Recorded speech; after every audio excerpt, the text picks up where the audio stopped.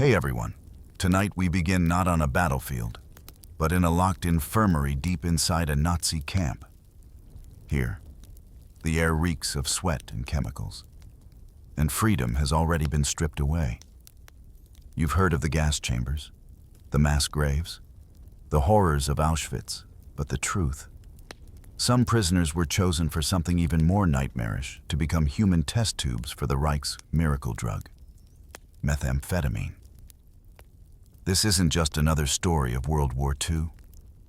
It's about veins flooded with poison, hallucinations of burning families, and men turned into staggering husks while SS doctors timed their deaths with stopwatches.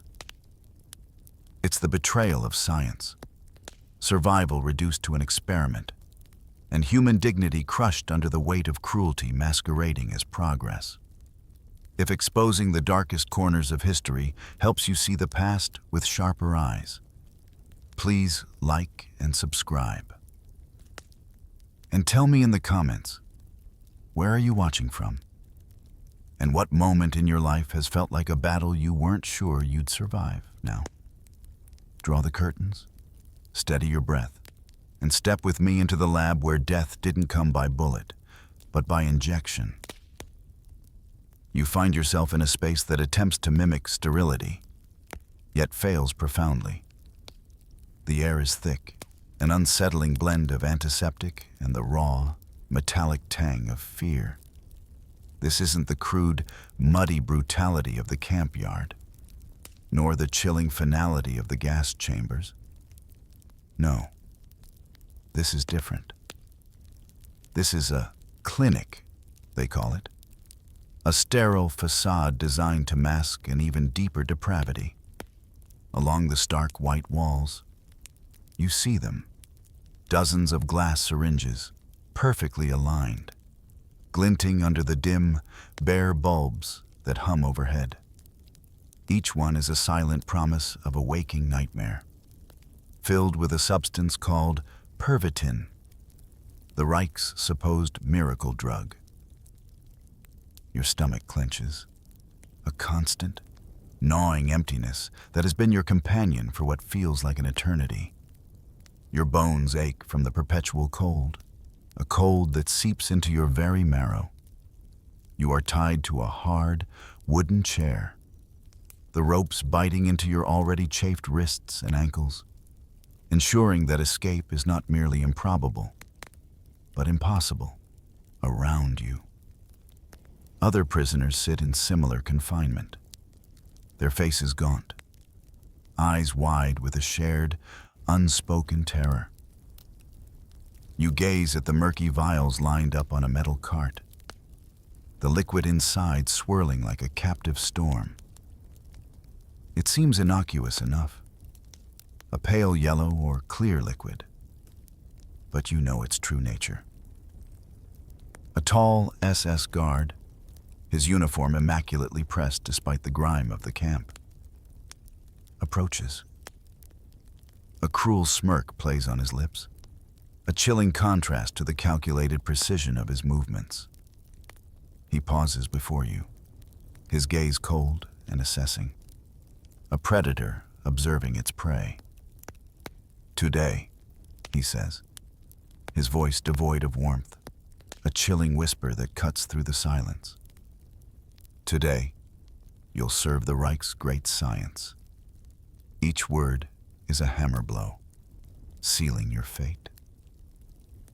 Then comes the cold, sharp prick, a sudden intrusion as the needle pierces your skin. You feel the foreign substance flood your veins, a burning rush that travels swiftly through your bloodstream. Your heart, already weakened by starvation and constant fear, begins to pound, not in a steady rhythm, but a furious, erratic drum against your ribs. It accelerates, faster and faster, a frantic race to an unknown destination. Sweat breaks out on your brow, a cold clamminess that trickles down your temples and neck. You can feel your pulse throbbing at your wrists, in your throat, a living thing fighting to escape. A gasp escapes your lips, then another, around you. The air fills with sounds, not words, but raw, primal screams. You see others, their eyes rolling back into their heads, bodies convulsing against the restraints. The doctors, dressed in their white coats, move with an unsettling calm. They do not intervene. They do not comfort. Instead, they scribble notes on clipboards, their pens scratching methodically, meticulously recording every spasm, every sound, every agonizing detail of this perverse experiment. Their faces are blank, devoid of empathy, their focus entirely on the data they are collecting. This is not healing. This is not medicine. This is something far more sinister, the prologue to an execution, meticulously disguised as the relentless pursuit of science. And you are merely a living, breathing component in their monstrous equation, awaiting the next phase of this unholy process. The first injection wears off, or perhaps it morphs into something even more insidious. You are no longer in the clinic chair, but now confined to a dark, cramped cell, its walls rough and cold against your back. The light, when it comes, is a cruel flicker from a single, high window, casting shifting shadows that play tricks on your weary mind. Here, the mandate is simple, yet brutal. You must stand, hour after hour. Your legs scream in protest, your knees threaten to buckle, your body yearns for the smallest respite, the blissful oblivion of sleep. But there is no sleep. Sleep is forbidden. You sway, you totter, you struggle to maintain your balance, your vision blurring at the edges. The guards observe from a small peephole, their eyes like cold, distant stars, watching your every faltering movement. Each time your body can no longer sustain itself, each time you collapse, falling with a dull thud to the concrete floor, a new horror awaits. A guard enters, his boots heavy on the ground, and a fresh syringe appears. Another injection. The burning rush floods your veins once more, jolting you awake inside what feels like a living nightmare. Your heart races, the fatigue still heavy in your limbs, yet your mind is forcibly wrenched into a state of hyper-alertness, a cruel mockery of wakefulness. Your eyes strain in the darkness, searching for a sign, a flicker of hope. But there is only the oppressive gloom and the relentless mandate to remain standing. The hours stretch into an eternity, days blurring into a ceaseless cycle of forced wakefulness. You forget what day it is, how long you've been in this cell. Your very sense of self begins to fray at the edges. Sleep deprivation stretches into an agony beyond comprehension. Your mind, desperate for rest, begins to conjure visions.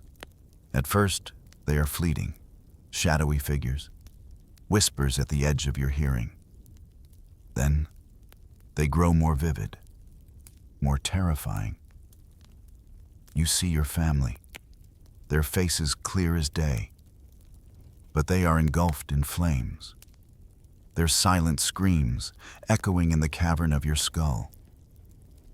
You hear phantom screams emanating from the cold stone walls, the cries of those who came before you, those who broke under this unbearable pressure.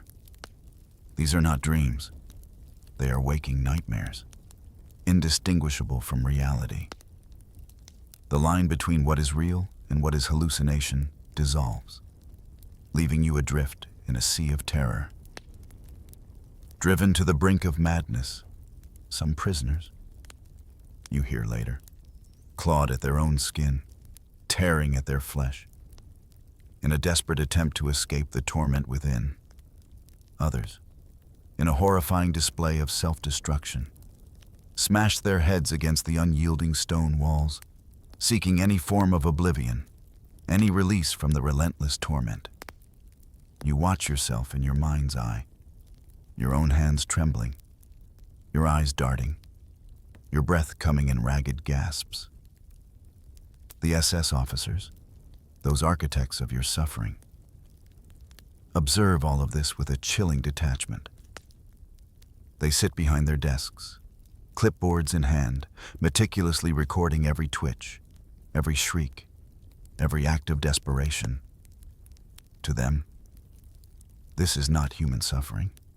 It is a grotesque theatrical performance, a macabre experiment in endurance.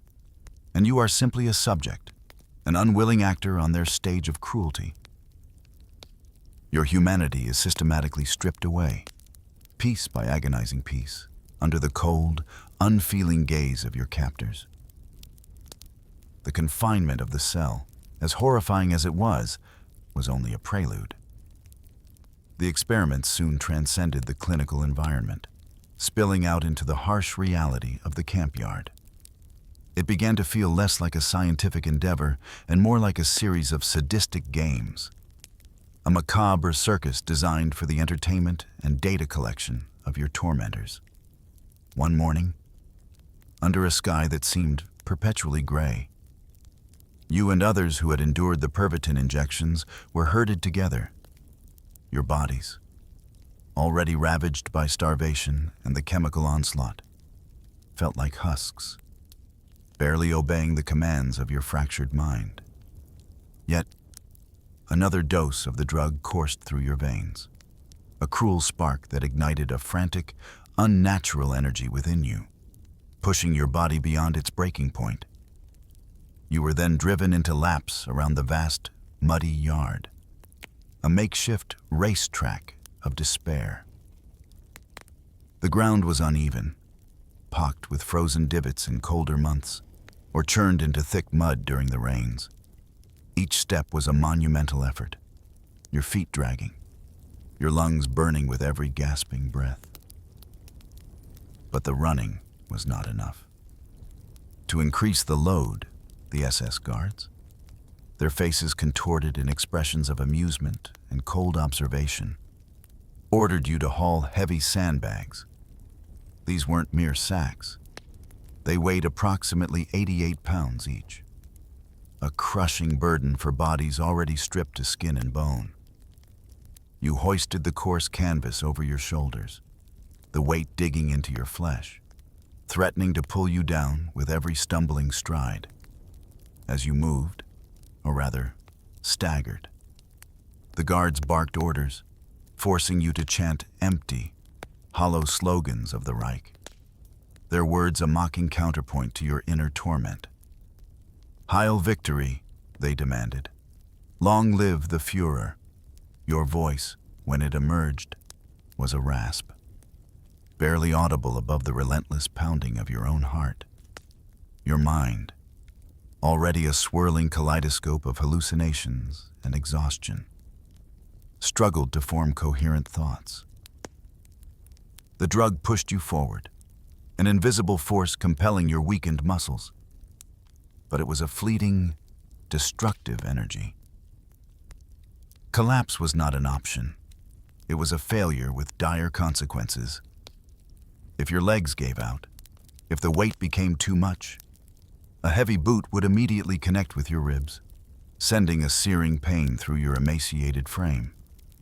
And for some, for the unlucky ones whose bodies simply refused to go on, it meant a bullet to the head, a swift, brutal end to their suffering, an end you both feared and, in your darkest moments, secretly envied. You watched as others around you stumbled, fell, and were either brutalized back into motion or simply extinguished. The survivors, you included, staggered forward, eyes crimson with burst capillaries, faces twisted into masks of agony and terror. Your muscles screamed, your head throbbed, and the world spun in a dizzying haze. Yet, you kept moving, propelled by a primal instinct to survive one more moment. The SS guards, far from being repulsed by this spectacle, continued their macabre duties with chilling indifference. They recorded data, their pens scratching on clipboards, meticulously noting the endurance, the collapse times, the physiological responses of each human subject.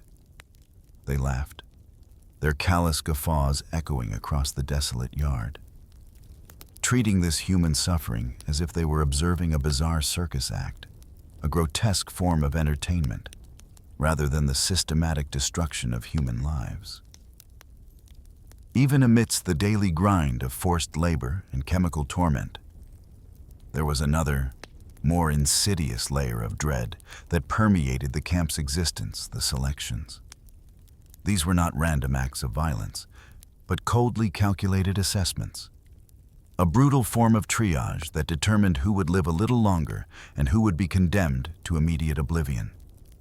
One morning, the command came, chilling the blood in your veins. Everyone to the assembly yard. A collective gasp rippled through the barracks, quickly suppressed by the omnipresent fear. You knew what this meant. This was the human slaughterhouse, the moment when life and death hung in the balance, decided by the flick of a finger, a nod of a head. The SS guards, with their usual brutal efficiency, gathered the prisoners, pushing and shoving you into lines. You stood shoulder to shoulder, a sea of emaciated bodies, each one a testament to the systematic deprivation you endured. Doctors, not the kind who offered healing, but rather those wielding the power of life and death, moved along the lines. They weighed you, their hands cold and impersonal as they checked your skeletal frame. They tagged you, a number scribbled onto a piece of paper pinned to your tattered uniform, reducing you from a person to a mere statistic, a piece of inventory. It felt as if you were cattle, awaiting inspection before being sent to the butcher. Your heart hammered against your ribs, a frantic bird trapped in a cage. Each beat a silent prayer for anonymity, for invisibility. The inspection was swift and brutal. The old, their bodies stooped and fragile, their faces etched with the lines of a life lived and now brutally cut short, were separated. The sick, those whose coughing fits were too frequent, whose fevers were too high, whose bodies simply could no longer fight, were also pulled aside. There was no compassion, no pity in the eyes of the SS. These individuals, deemed unfit for even the most degrading labor or the most monstrous experiments, were sent straight to the gas chambers. Their fate was sealed, a swift, albeit agonizing, end to their suffering. You watched, your breath catching in your throat, as the line for the unfit grew, each step taken by those in it a journey toward an unimaginable horror. But for you, and for those like you, the fit ones, the seemingly healthier ones, a different, perhaps even more terrifying fate awaited. You were not sent to the gas chambers, not yet. Instead, you were condemned to become living test subjects for the ongoing methamphetamine experiments. Selection. You realized with a sickening lurch in your gut. Wasn't survival in the traditional sense. It was a prolonged death sentence, a horrifying deferral of the inevitable, where each breath drawn was merely another moment to endure a living hell. Terror spread through the ranks, a palpable wave of silent dread. No one, absolutely no one, wanted their name called for these selections to be chosen in this place, in this abyss of human cruelty. Meant only one thing: you were irrevocably doomed, marked for an agonizing end in the service of their twisted science. Your life reduced to a series of observations before your ultimate, agonizing expiration. Amidst the relentless daily terror, certain moments, certain individuals, become etched into the memory, stark and unyielding. You remember one such instance, a particular prisoner, his name now lost to the winds of history, yet his final agony remains vivid. He was brought into a sterile-looking room, reminiscent of the clinic where your own journey into this nightmare began. His face was a mask of utter exhaustion and profound fear, his eyes sunken and vacant, yet betraying a desperate flicker of self-awareness. You watched, along with other inmates, our collective breath held tight in our chests, as he was forced to swallow. Not a single dose, not a customary injection, but a horrifying quantity, 50 Pervitin tablets, 50 tiny white pills, each a concentrated dose of the poison that had already ravaged your own body, forced down his throat one after another. The effect was instantaneous and terrifying. His body convulsed violently, as if a lightning bolt had struck him from within. His heart, already weak from years of starvation and brutal treatment, began to thunder, not just beat, but explode against his ribs like an out-of-control drum, each beat a jarring impact that seemed to shake the very foundations of the room. You could almost feel the vibrations in your own chest. He writhed in his chair, muscles spasming uncontrollably, a horrifying dance of agony.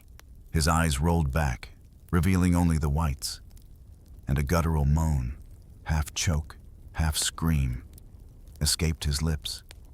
His body arched, then slumped, then arched again, a puppet on invisible, agonizing strings. The SS doctors, those men in white coats who had long since discarded any semblance of their Hippocratic oath, observed him with a chilling precision that bordered on the macabre. They did not attempt to alleviate his suffering. They did not offer a drop of water or a word of comfort. Instead, they stood by, clipboards in hand, their eyes fixed on their stopwatches. They timed his death.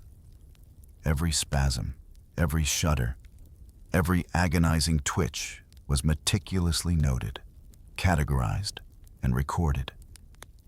His final moments were not a tragedy, but a data point, a crucial piece of information for their horrifying research. His pain was not an alarm, but a measurable variable. The silence in the room, save for the man's gasps and the doctor's quiet murmurs, was deafening, punctuated only by the rhythmic clicking of the stopwatches. You, along with the other inmates who bore witness to this slow, deliberate extinguishing of a life, felt a cold dread settle in your stomach. Each one of you knew, with a horrifying certainty, that you were next in line. This man's agonizing end was not just an observation. It was a morbid preview of your own potential fate. His last breaths, his final convulsions, became statistics on a clipboard, a series of numbers and observations that would eventually be filed away in some dark archive. In that moment, his humanity was completely erased, reduced to that of an insect, a specimen under a magnifying glass, examined and dissected in the most brutal way imaginable. His life, his suffering, his very existence served only one purpose: to contribute to the monstrous, twisted science of the Third Reich. A stark reminder that in this place, life held no inherent value, only utility for its perpetrators. The Pervitin alone was a torment beyond imagining. But the SS doctors, in their relentless pursuit of scientific progress, did not stop there. Their ambition, or perhaps their depravity, led them to concoct even more sinister formulations, desperate combinations designed to push the human body and mind to absolute breaking points. You witnessed these mad mixtures, these unholy cocktails, administered to fellow prisoners, each combination promising a new dimension of horror.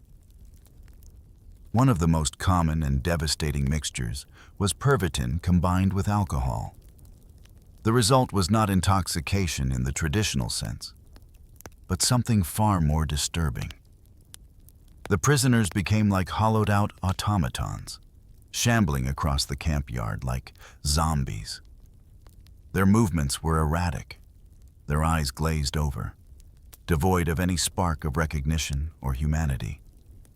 They stumbled, they fell, their bodies jerking with involuntary spasms, their minds utterly lost in a chemical fog that obliterated thought and feeling, replacing it with a terrifying, vacant obedience. Another terrifying concoction involved Pervitin mixed with morphine. This created a paradoxical state, a horrifying limbo between wakefulness and oblivion.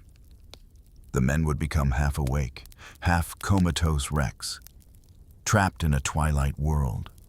Their bodies would lie still for hours, breathing shallowly, their minds perhaps drifting in a haze of drugged unconsciousness, only to be jolted back to a tormented semi-awareness by another dose of the stimulant.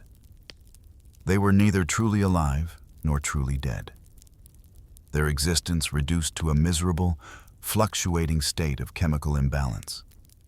Their faces were often slack, their mouths agape, sometimes drooling, their forms a stark testament to the complete obliteration of personality and will.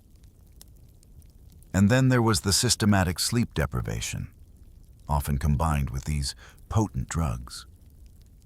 Some prisoners were kept awake for a week straight, the Pervitin forcing their bodies to remain upright, their minds to remain alert, even as every fiber of their being screamed for rest.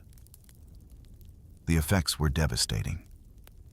After days of forced wakefulness, their bodies would simply give out, collapsing like felled trees, their frames hitting the ground with a soft yet final-sounding thud. But even then, the torment wasn't over.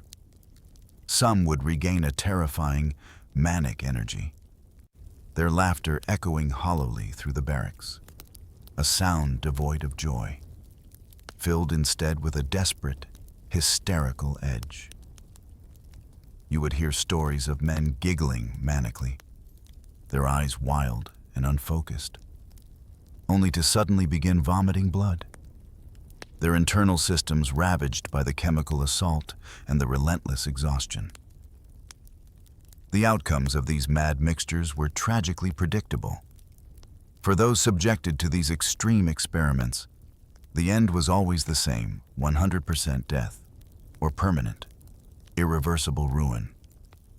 Their nervous systems were shattered, their minds broken, their bodies ravaged beyond any hope of recovery.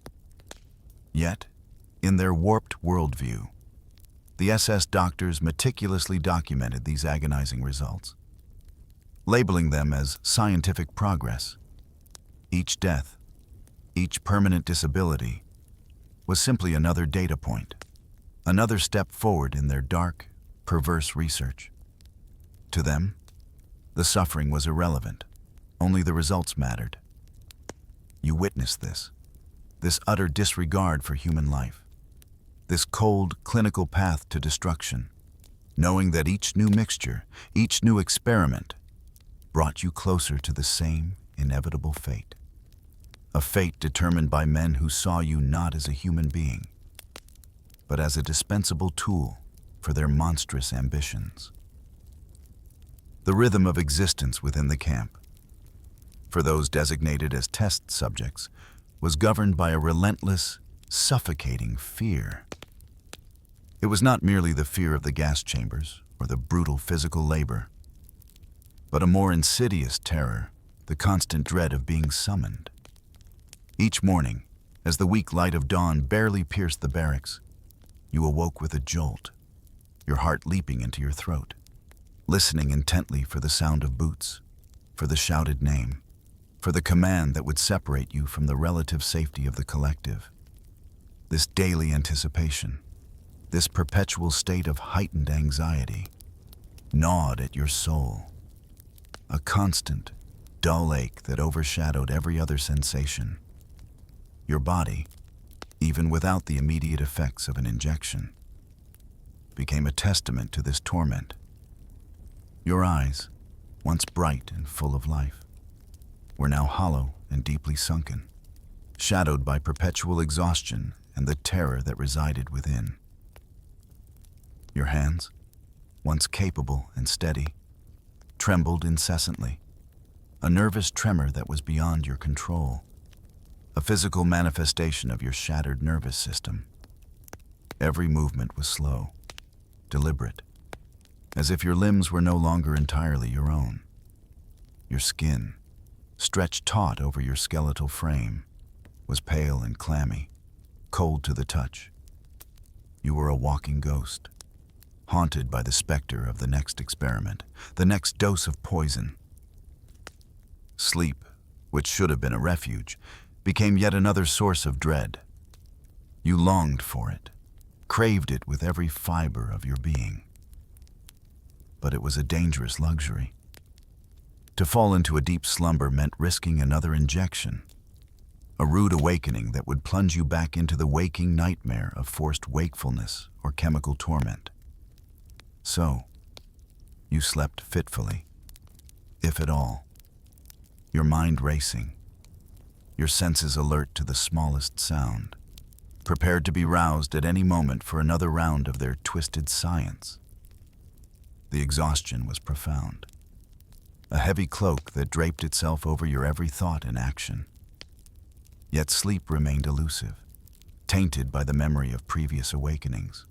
Around you, your fellow prisoners, those who had not yet been chosen, or those awaiting their next summons, watched helplessly, their eyes filled with a mixture of fear and profound sorrow, followed your every move. Whispered prayers, barely audible, would sometimes reach your ears, a desperate plea for mercy, for an end to the suffering, not just for you, but for all of them. These were silent acknowledgments of your shared plight, a fragile bond forged in the crucible of unimaginable cruelty.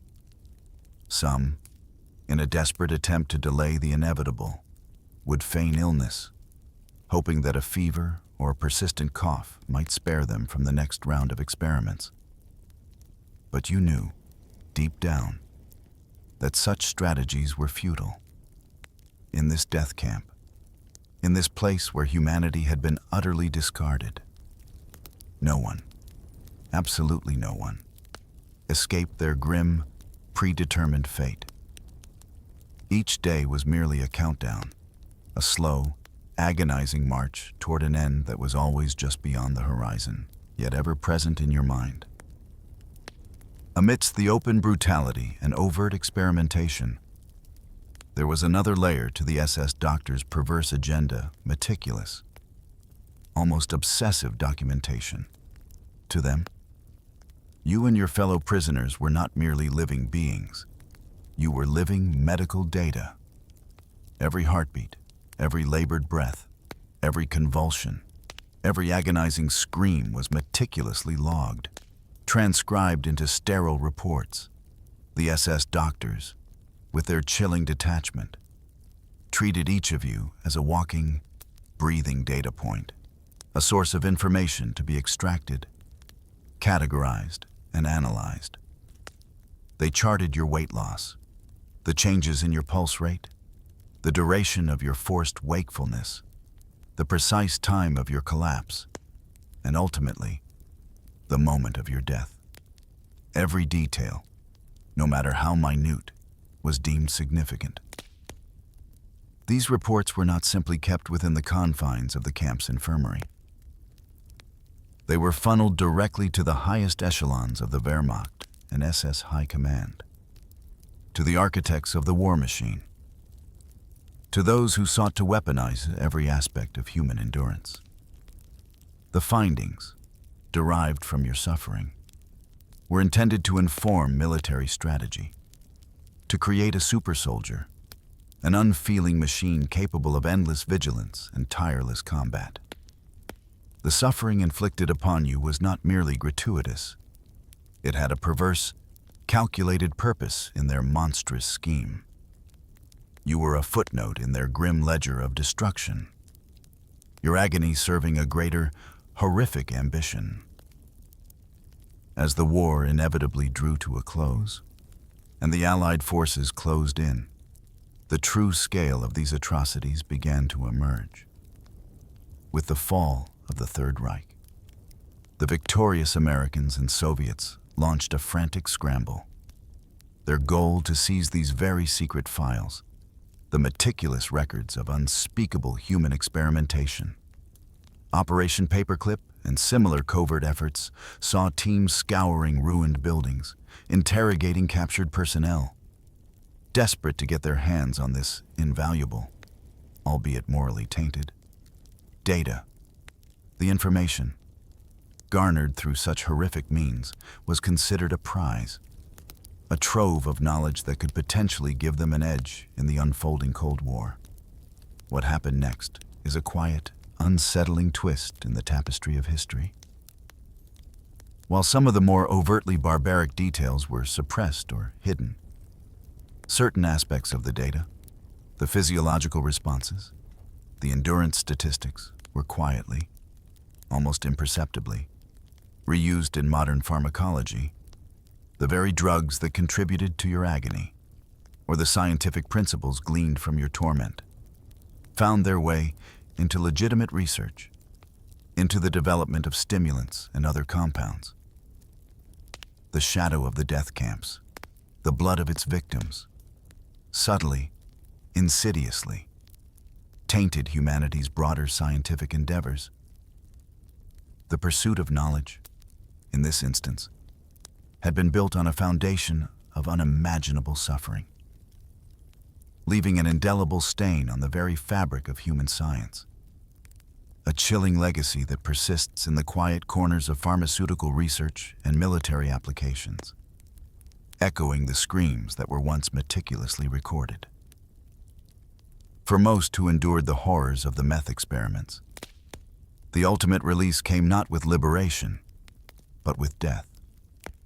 Their bodies, their minds, simply gave out, ravaged beyond repair by the relentless chemical assault, the starvation, and the profound psychological torment.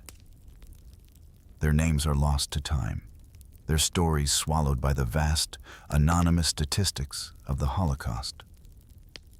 Yet, a handful, a mere fraction of those subjected to the miracle drug, miraculously stumbled into liberation.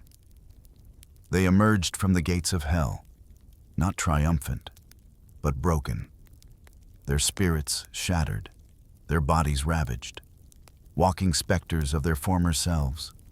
Their nervous systems were utterly destroyed, fried by the constant overstimulation and subsequent crashes.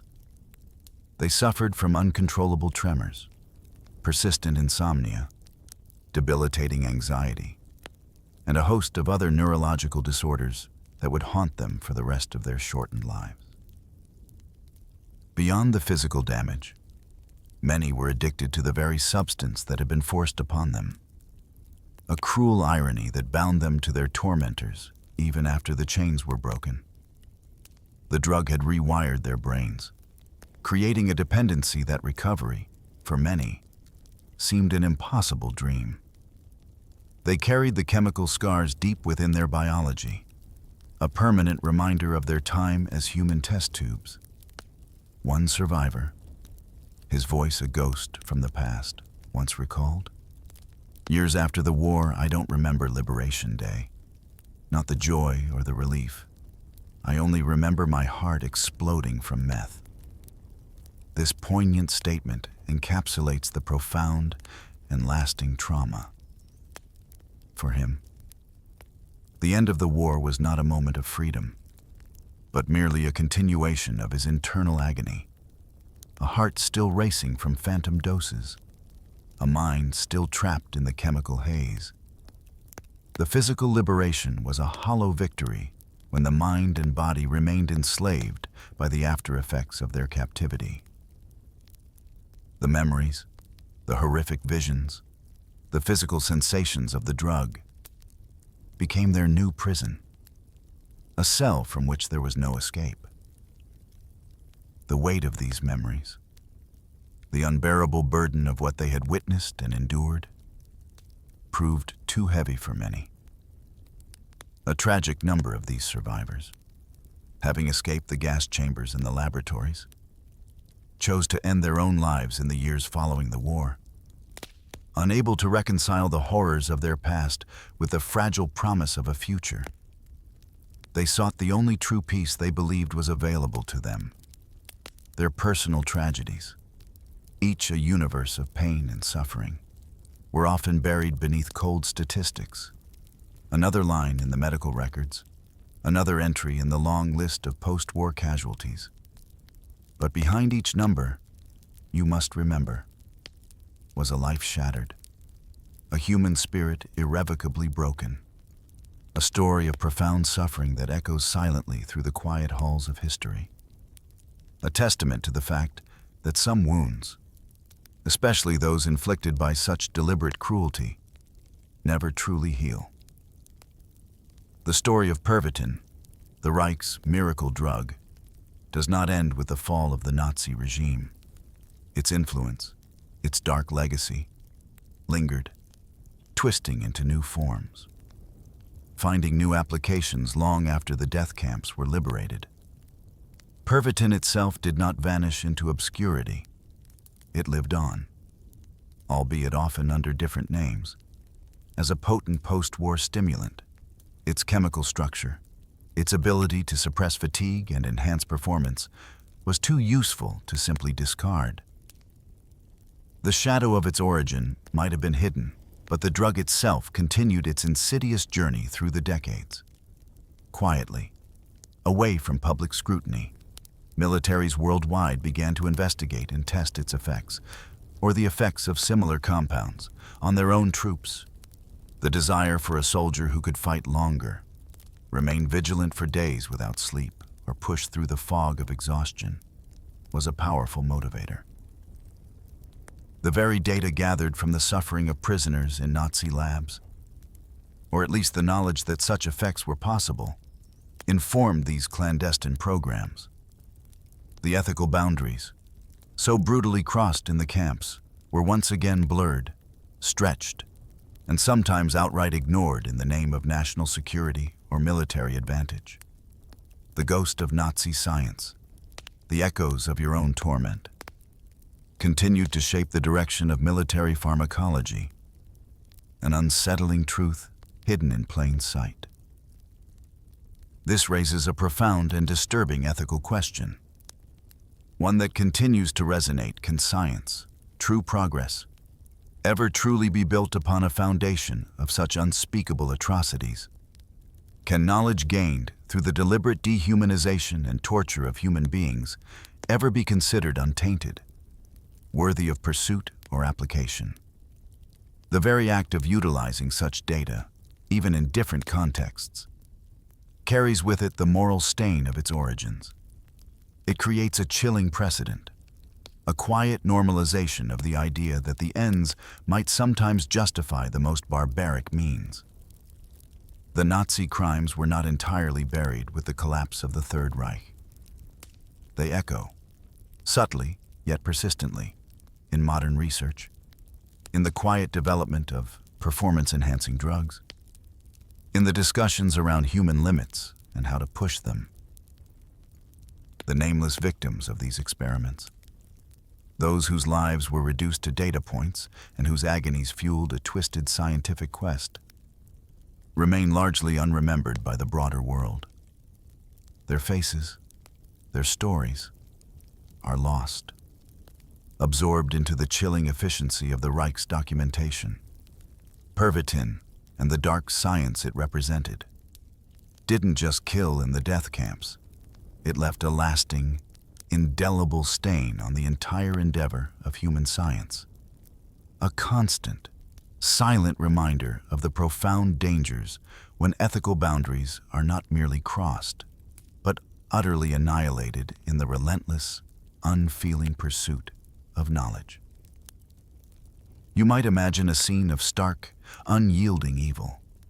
Figures cloaked in shadows, their faces etched with a monstrousness that defies description. Yet, as you gaze upon faded photographs, perhaps from an album tucked away in some forgotten corner of history, you find something profoundly unsettling in its very ordinariness. You see them, the men in their dark uniforms. But these are not moments of grim duty. No, these are snapshots of what appears on the surface to be a quiet afternoon, a picnic, perhaps, by a placid lake, or a gathering in a garden where sunlight filters through leaves. You notice their smiles, easy and unforced, as if sharing a joke that holds no malice, the clinking of glasses, the murmur of conversation, the faint scent of pipe tobacco or summer blossoms. These are the mundane details that greet your senses. These are members of the SS, the very personnel entrusted with the machinery of death at places like Sobibor and Auschwitz. Captured in moments off duty, you observe them, seemingly normal, laughing, relaxing, engaged in the simple pleasures of life, much like anyone you might encounter on a quiet Sunday afternoon. The profound discomfort you feel arises from this stark contradiction, the casual leisure, the genuine smiles, the innocent-looking photographs, framed against the backdrop of industrial-scale murder. It suggests that genocide, for some, became routine work, an administrative task to be completed before returning to an evening of music or a quiet family dinner. You sense the unsettling comfort found in the phrase, "Orders are orders." A shield meticulously crafted to deflect the searing heat of moral responsibility. It whispers through the air, a cold justification that allows human beings to disconnect their actions from their consciences. You realize, with a quiet shudder, that it wasn't always grand. Theatrical villains who orchestrated these atrocities. Often, it was simply conformity, a quiet yielding to instruction, a fear of standing out, that paved the path for what philosopher Hannah Arendt famously called the banality of evil. No monsters were required. You see, only the steady, unthinking adherence to a predetermined course. This descent into the unthinkable wasn't sudden. You can trace its origins to an early, systematic dehumanization, a gradual chipping away at the humanity of certain groups. It began with words, you recall, with whispers of difference, with the subtle painting of them as less than us. First, they were outsiders, then problems, then diseases, until finally, they ceased to be recognized as human beings at all in the eyes of their persecutors. You watch as this process unfolds, like a slow-motion tragedy, making mass murder not just possible, but tragically logical within its own twisted framework. It becomes a matter of efficiency, of cleansing, of solving a problem rather than extinguishing millions of individual lives. And this, you reflect, brings us to a quiet, yet searing truth: a society of bystanders enables atrocity. You sense the heavy weight of this realization.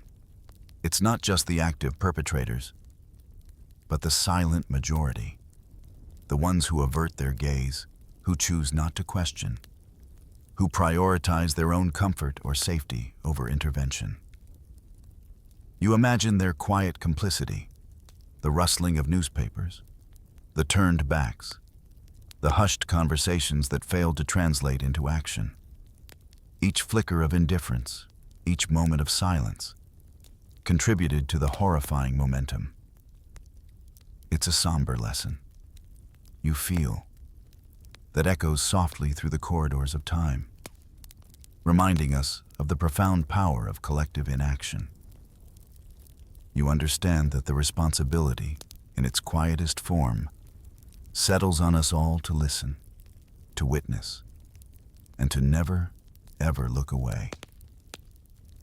You might find yourself drawn to the image, a powerful visual that was, by design, incredibly seductive.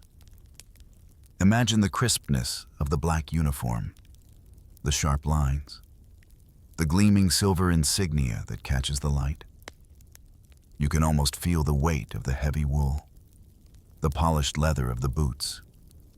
Hear the purposeful clack as they strike the pavement. The SS was marketed as an elite force, an exclusive brotherhood, offering not just status, but a profound sense of power.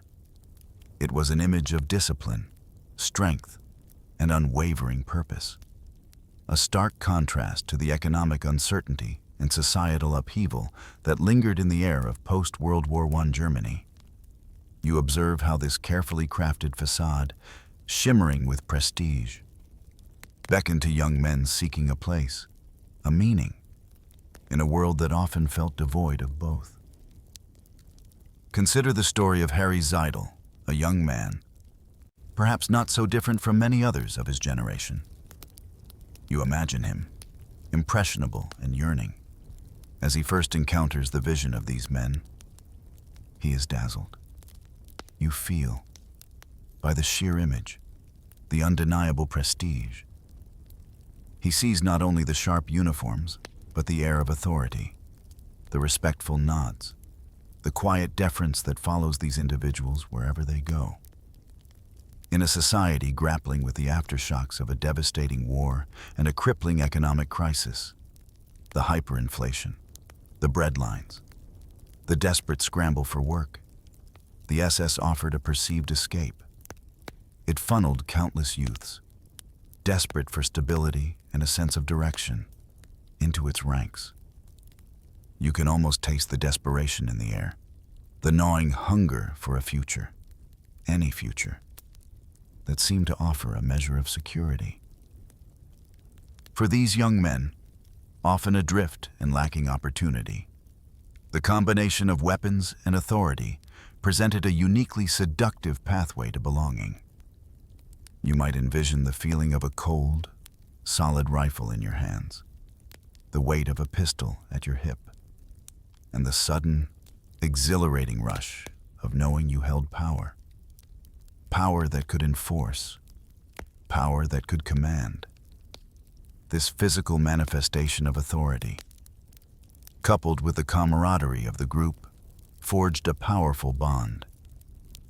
The SS presented itself as a surrogate family for the very young, for those who had perhaps lost their fathers in the Great War, or whose families had been fractured by poverty and despair. You hear the promises whispered in their ears: brotherhood, purpose, a place to belong, a cause to fight for. It resonated deeply with the universal human need for connection and significance. Recruitment, you understand, thrived not on ideology alone, but on more base human vulnerabilities, vanity, and a profound vacancy of purpose. You see the reflection in their eyes, a hunger for recognition, for a uniform that would make them stand out, for a title that would command respect, for those who felt insignificant, overlooked, or simply lost in the vastness of a changing world.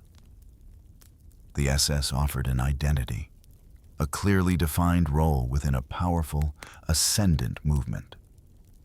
It provided a stark purpose, however twisted, filling the void left by a broken society. You can almost feel the gentle tug of belonging, the dangerous comfort of being part of something larger than yourself, even as that something began to cast a long, dark shadow over the world. It's a quiet reminder. you sense of how easily genuine human needs can be exploited, transformed into instruments of a devastating will.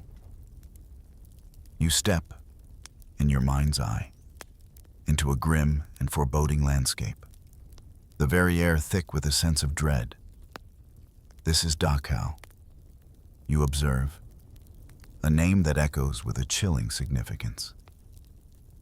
It wasn't just a camp, it was a deliberate template, a crucible for shaping brutality, serving simultaneously as a training ground for SS cadres and a site of systematic torture.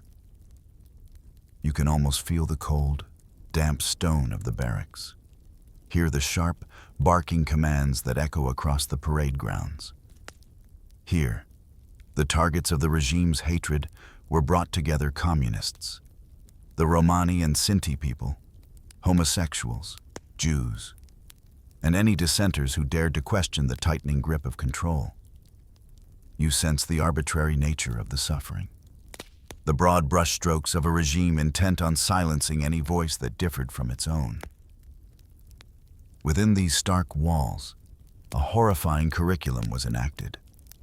You observe the cadres, the young recruits, being meticulously conditioned to crush any vestiges of empathy they might harbor. It was a process, you realize, often achieved through shared abuse. They were forced to witness and then participate in acts of cruelty, gradually desensitized until the screams of others faded into a dull background noise. You can almost hear the mocking laughter, the taunts, the chilling silence of those who dared not object. Hesitation, you note, was branded as cowardice, a dangerous weakness in this new, brutal order. This label, delivered with harsh words and often physical retribution, compelled individuals to escalate their brutality, to prove their loyalty, to silence the faint whisper of their own conscience. You see how the fear of being perceived as weak became a powerful motivator, driving them deeper into the abyss of cruelty. Group violence, you realize, became a twisted form of bonding ritual. You imagine the shared grins, the knowing glances among the perpetrators, the sense of camaraderie forged not through shared acts of heroism, but through collective acts of degradation and pain inflicted upon others. It cemented their loyalty to each other, creating an insular world where the norms of human decency were not just suspended, but inverted. Within this perverse fraternity, loyalty was paid to the group, and the suffering of those outside its bounds became irrelevant, even gratifying. You witness the subtle shifts, the hardening of expressions, the growing ease with which they carried out their grim tasks. And then, you consider the symbol, the Totenkopf, the death's head, a skull and crossbones emblem that adorned their caps and uniforms. You feel the chilling power of this image. It was not merely a symbol of death, but, in their warped interpretation, a badge of pride.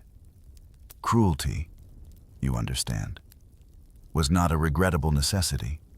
It was an active virtue. It signaled their unwavering dedication, their ruthlessness, their commitment to the ideology, elevating barbarity into a perverse source of honor.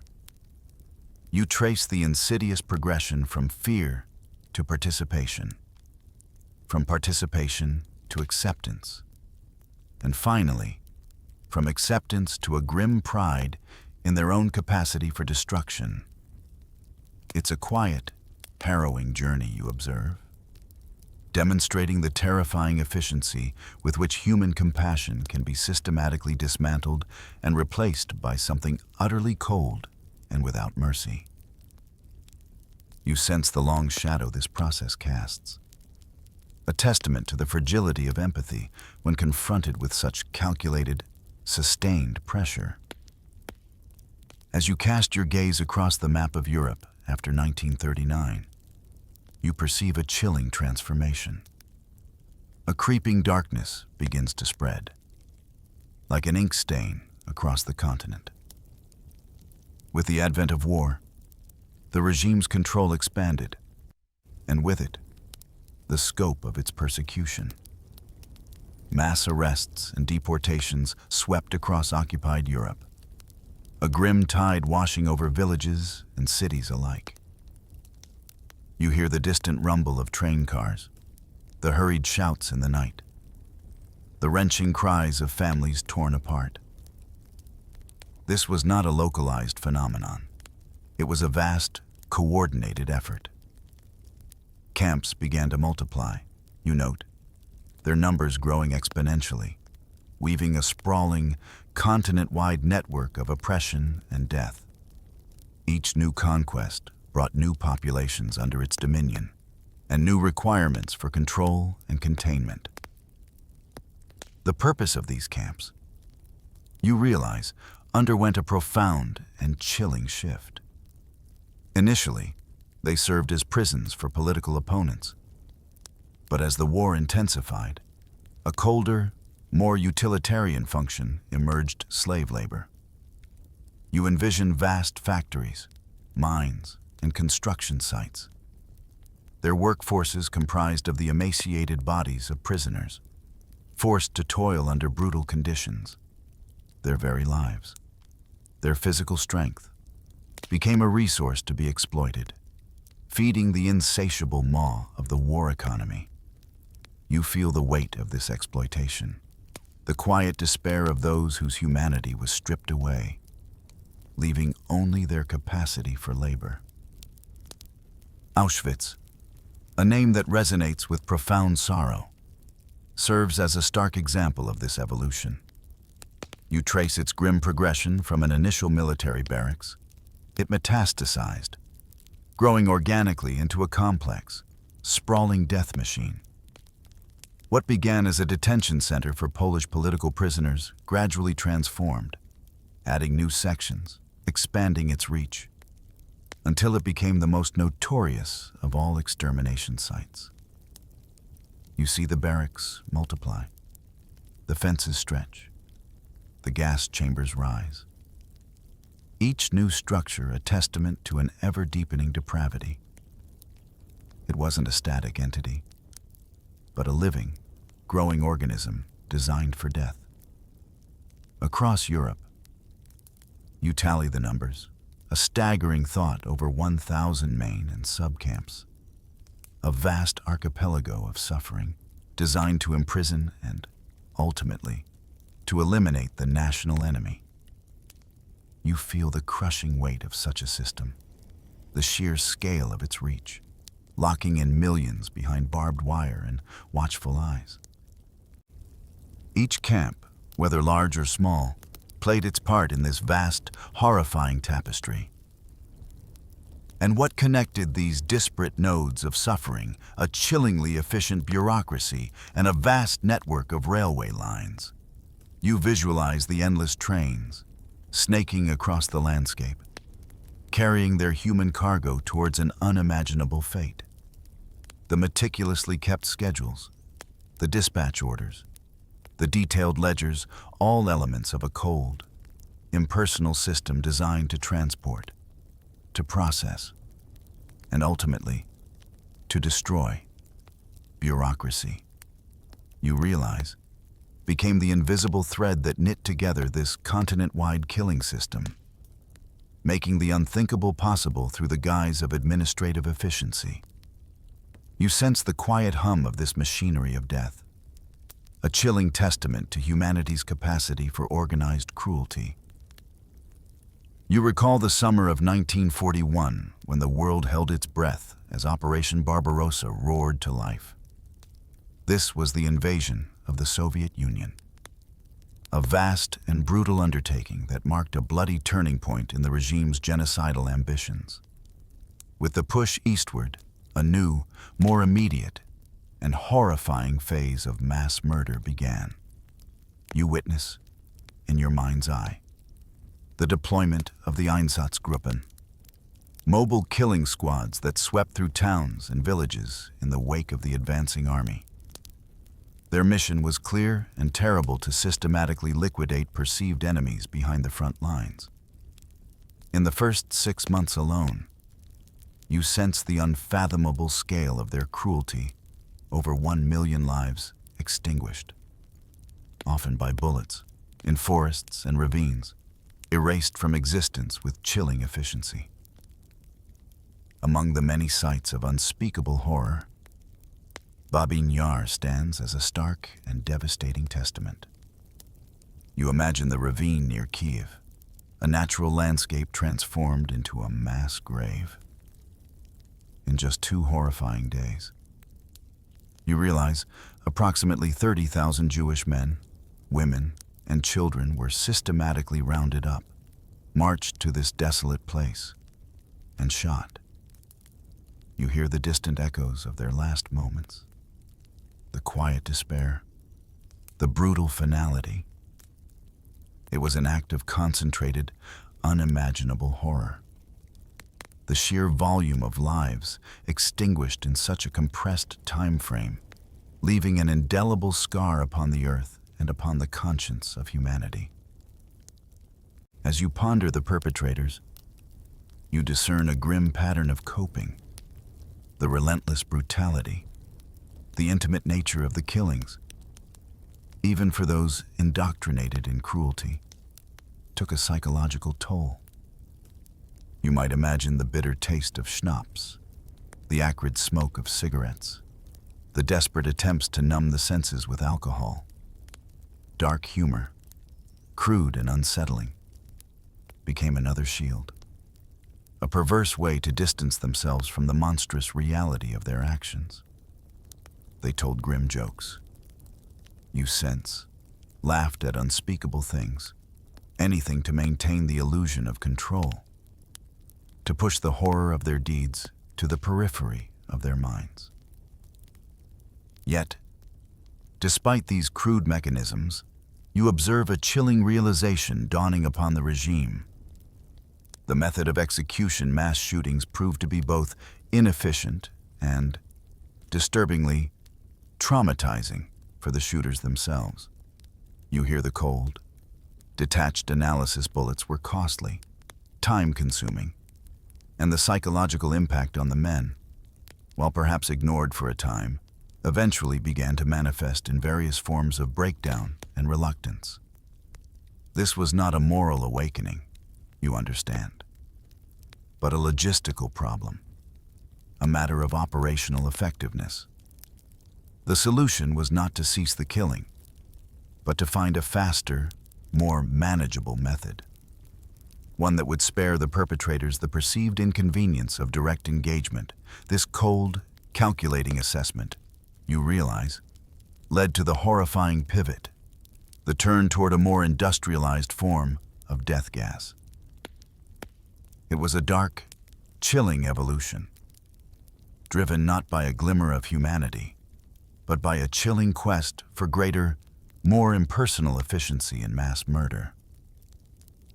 You stand, in your mind's eye, before a vast and desolate landscape, a place etched forever into the memory of humanity. This is Auschwitz-Birkenau, the horrifying culmination of the regime's genocidal ambitions.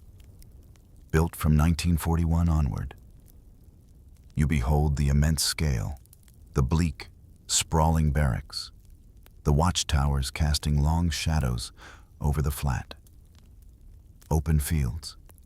At its core, Birkenau was constructed with one terrifying purpose: mass extermination, centered around its infamous Zyklon B gas chambers.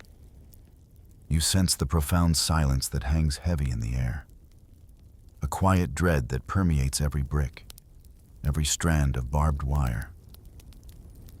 The journey to Birkenau often began on a ramp, the point of arrival for countless trainloads of human beings. You imagine the chaos, the sudden disorientation after days crammed in cattle cars, the harsh shouts, the blinding light. Here, the terrible process of selection unfolded. You watch, with a quiet agony, as SS doctors, with a flick of a wrist or a casual gesture, decided fates to one side. Those deemed fit for slave labor, a temporary reprieve, a slow, agonizing death by overwork and starvation. To the other, those deemed immediately unfit, the elderly, the sick, young mothers with children, who were led directly to the gas chambers. You feel the cold, arbitrary cruelty of these moments, the agonizing uncertainty, the finality of a single, dismissive motion. To maintain this machinery of terror, a perverse system of coercion was employed. You observe the functional prisoners, often called capos or sonderkommandos, who were forced into assisting their tormentors. These were individuals caught in an impossible bind, often brutalized themselves, now coerced into enforcing the will of the SS, participating in the very system that sought to destroy them. You sense the immense moral weight of their impossible choices, the profound psychological scars they carried, forever tainted by their forced complicity. Their survival, you realize, was predicated on their participation in the terror. And then, you hear it, the incongruous sound of music.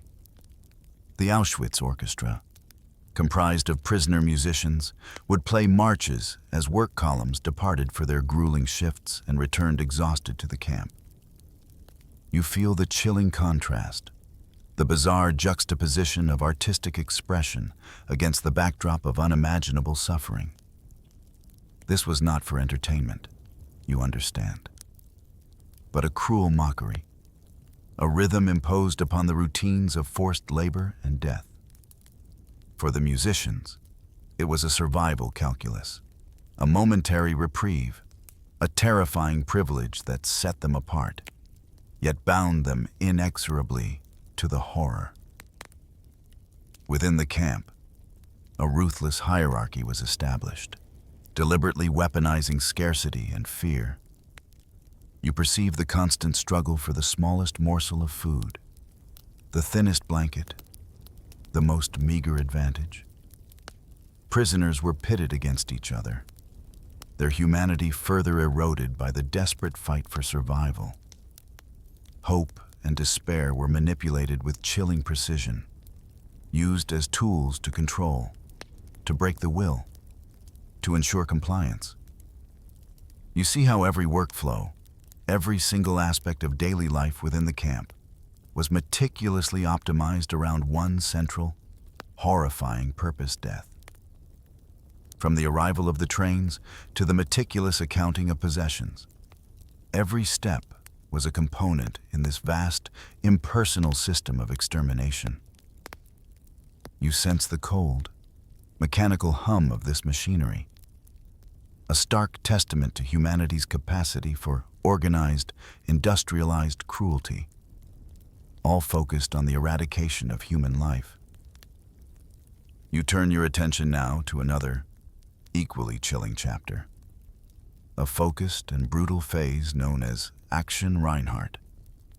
This was a secret operation, you realize, executed under the command of SS General Odilo Globoknik, and it represented an intensification, a terrifying acceleration of the regime's genocidal goals.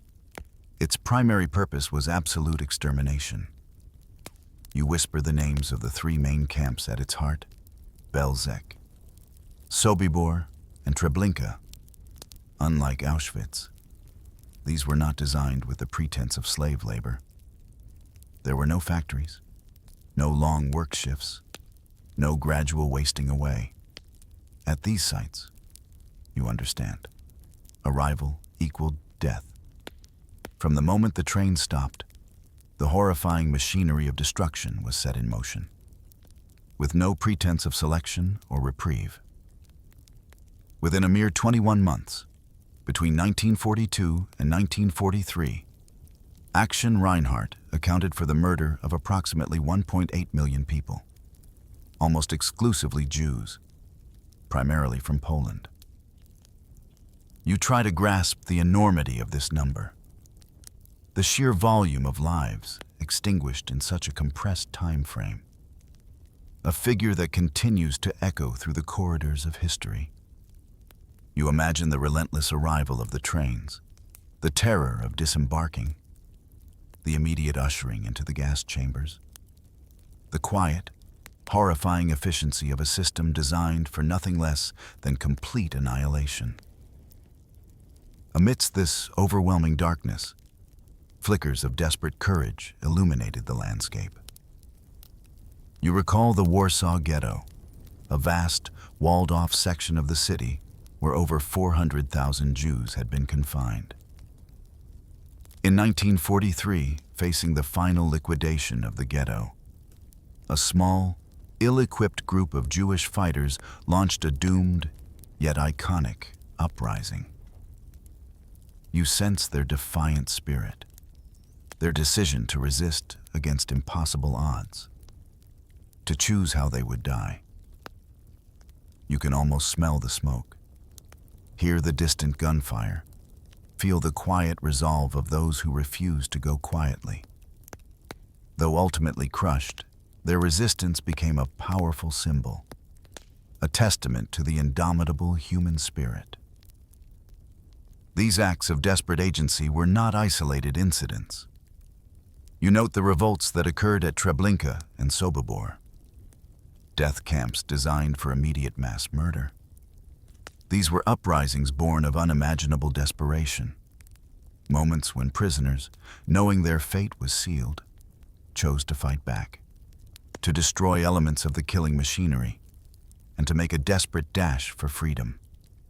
You envision the chaos, the brief, furious struggle against heavily armed guards, the sheer audacity of their rebellion.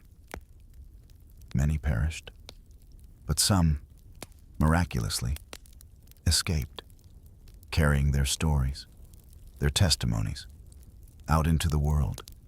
Even in their ultimate suppression, you realize these acts of resistance became enduring testimony. They proved that even in the face of absolute power and overwhelming horror, the human spirit, however fragile, could still muster defiance. You sense the profound echoes of these revolts, reminding us that even in the darkest corners of human history, the spark of resistance, however small, can ignite a beacon of hope and remembrance. It is a quiet, powerful reminder that humanity, even under the most brutal oppression, holds a deep-seated desire for dignity and freedom. You find yourself peering into a profound and unsettling duality, the chilling schism between unspeakable acts and the mundane rhythms of everyday life. Consider the diary of SS Dr. Johann Paul Kramer, a chilling artifact from this dark period. You imagine the scratch of his pen, the quiet thoughts committed to paper. By day, he presided over horrific killings, actively participating in the regime's machinery of death. But by night, his entries reveal a startling contrast: concerts, social gatherings, quiet evenings with friends, even jovial roasts. You sense the bizarre comfort he found in these ordinary activities, the ability to compartmentalize, to separate his brutal duties from his personal leisure. It presents a terrifying portrait of a mind capable of inhabiting two utterly different moral universes. Another poignant example of this unsettling blend of culture and cruelty emerges with Dr. Josef Mengele, the infamous Angel of Death at Auschwitz. You imagine him, a figure synonymous with medical barbarity, yet possessing a refined appreciation for music. He would often demand Schumann, the exquisite romantic melodies, from the prisoner musicians of the camp orchestra. You feel the profound incongruity of such a request, the chilling juxtaposition of beautiful art and extreme cruelty. It wasn't an act of mercy, but a perverse exercise of power, forcing victims to provide aesthetic pleasure to their tormentor, further highlighting the moral void that allowed such contradictions to coexist. The horror, you realize, was not exclusively a male domain. You consider the role of female guards, figures like Maria Mandel, who often proved to be exceptionally brutal. You feel the quiet shock of this observation, challenging any preconceived notions of gender and cruelty. These women, entrusted with authority, often wielded it with a viciousness that matched or even exceeded their male counterparts. Their cruelty was not an exception, but a disturbing reality, demonstrating that depravity knew no gender boundaries. Ravensbrück, a women's concentration camp, serves as a particularly grim testament to this. You observe its stark confines, a site where not only female prisoners suffered, but where female guards received their training in cruelty. Here, torture was not just practiced, it was ritualized, systematized, and integrated into the daily routine. You sense the oppressive atmosphere, the constant fear, the methodical degradation. It was a place where human dignity was systematically dismantled, and where the line between duty and sadism blurred beyond recognition. For many perpetrators, you discern, violence was normalized, reduced to just a job. You imagine the quiet internal monologue, the detachment from the human cost of their actions. It was a task, a role, a routine to be followed, devoid of emotional resonance. This psychological distancing, you realize, was crucial to sustaining the horrific work. It led to a profound moral inversion, where traditional ethical frameworks were turned upside down. Duty was no longer owed to universal human values, but only to fellow Germans, to the regime's twisted ideology. You sense the chilling echo of this twisted logic, a quiet reminder of how easily conscience can be warped when loyalty to a destructive cause supersedes all other moral obligations. You ponder a truly insidious betrayal, one that strikes at the very heart of trust and healing the perversion of medicine. You consider the figure of SS physician Karl Gebhardt, a man whose professional oath, meant for the preservation of life, was twisted into an instrument of unspeakable suffering. You feel the cold dread as you recall his infamous sulfonamide experiments. These were not acts of medical inquiry, you understand, but deliberate, systematic inflictions of pain and disease, conducted upon living human beings. Imagine the sterile coldness of a laboratory, its tools of healing now repurposed for horror, its white walls stained with the quiet despair of its victims. The cruelty was meticulous, scientific in its method, yet utterly devoid of ethics. Gebhardt and his team would deliberately infect wounds, often introducing foreign materials like wood or cloth splinters, or even glass shards, into the bodies of prisoners. You feel the quiet horror of this, the intentional causation of agonizing infections, the methodical denial of treatment, all to observe the agonizing progression of suffering.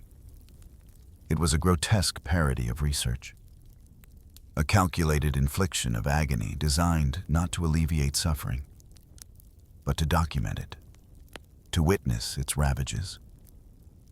You hear the hushed whispers of pain, the quiet cries for help that went unanswered. Adding another layer to this horror, you learn of secret photographs that were taken, documenting these abominable experiments. You envision these images, silent witnesses to unspeakable suffering, capturing the maimed bodies, the festering wounds, the anguished outcomes of this twisted pseudo-science. These photographs, you realize, were not intended for public viewing, but for internal documentation, chilling evidence of a depraved agenda, preserved in the cold, unfeeling light of a camera's lens. They serve as a stark, visual testament to a profound violation of human dignity. This was pseudoscience, you understand, driven entirely by power and ideology, not by a genuine quest for discovery or knowledge. You perceive the empty pretense of scientific rigor, the cold, detached observations masking a profound moral bankruptcy. There was no true scientific benefit, only the assertion of dominance, the cruel demonstration of absolute control over the human body and spirit. Institutional medicine, once a bastion of healing and compassion, was systematically co-opted, its methods and prestige lent to cruelty. You feel the weight of this betrayal, the quiet horror of an entire profession turning its back on its most fundamental principles. Science, you conclude with a heavy heart, became another arm of the regime. Its intellectual prowess, its rigorous methodology, its veneer of objectivity, were all bent to the will of a brutal ideology. You see how reason was corrupted, knowledge weaponized, and the very pursuit of understanding transformed into an instrument of torture and death. It's a profound, quiet warning you sense, echoing through time, reminding us of the fragility of ethical boundaries when confronted with unchecked power and the systematic dehumanization of others. The quiet, devastating realization is that even the noblest human endeavors can be twisted into tools of immense destruction. As the tide of war began to turn in 1944 and 1945, you witnessed the desperate, final acts of a collapsing regime, facing the inevitable advance of Allied forces. The perpetrators embarked on a chilling campaign to erase all evidence of their crimes and to kill the remaining survivors.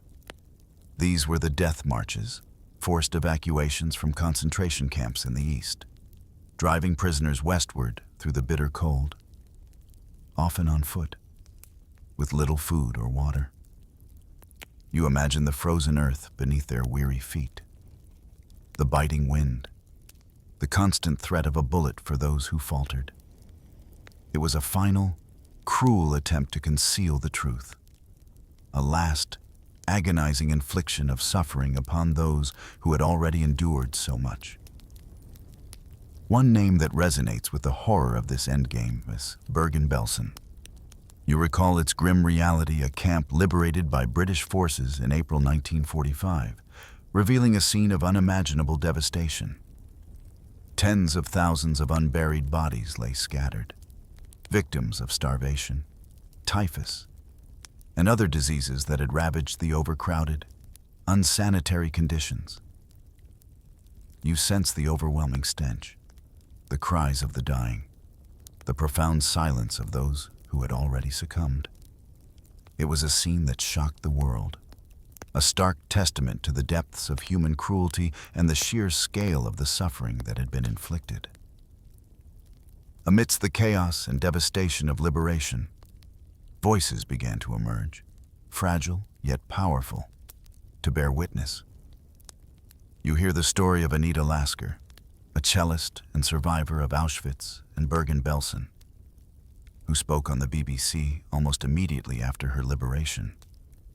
Her words, clear and unwavering, cut through the shock and confusion, offering a direct, personal account of the horrors she had endured. You feel the profound courage of her testimony, a quiet act of defiance against the regime's attempt to silence and erase. Her voice, among countless others, became a beacon of truth in a world grappling with the enormity of what had occurred. In the aftermath, the world grappled with the monumental task of seeking justice. You observed the trials that followed, the Nuremberg proceedings and countless others, where perpetrators like Karl Gebhardt and Maria Mandel were brought before tribunals, condemned for their heinous crimes and some were executed. You sense the solemn weight of these proceedings, the desperate attempt to hold individuals accountable. Yet, the scale of the atrocity was so vast, and the number of participants so immense, that true justice proved elusive. A sobering truth emerges: an estimated 90% of SS perpetrators ultimately went unpunished, fading back into society, their crimes often unacknowledged. You feel the lingering shadow of this quiet injustice, a testament to the limitations of retribution in the face of such widespread evil. The lesson, you conclude, is a profound and enduring one, echoing softly through the annals of time. Genocide thrives not just when evil men act, but when societies look away. You realize that collective indifference, the quiet turning of heads, or, more insidiously, when elements within a society actively benefit from the persecution of others, creates fertile ground for atrocity.